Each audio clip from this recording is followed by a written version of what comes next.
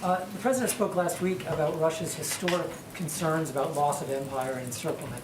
So my question is, if we're sending some thousands of U.S. troops to the Baltics or the eastern flank, is there a chance that that will increase the risk of war rather than reducing it? Well, we've had troops in the eastern flank countries for decades. Right. Or it sounds like what's being discussed is sending more right now at a time of real tension. And we have a sacred obligation to support the security of our eastern flank countries. I think it's important to remember who the aggressor is here. It is not the United States. It is not these eastern flank countries. It is Russia, who has tens of thousands of troops on the border of Ukraine. They have the power to de-escalate. We would certainly welcome that. And I know both you and the president spoke about little green men, infiltrators into the country.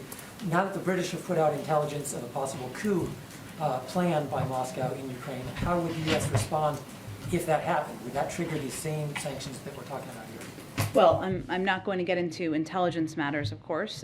We've been warning about Russian tactics like this for weeks. Reports of this kind of plotting are deeply concerning. If acted upon, would constitute a severe escalation, and certainly there would be consequences.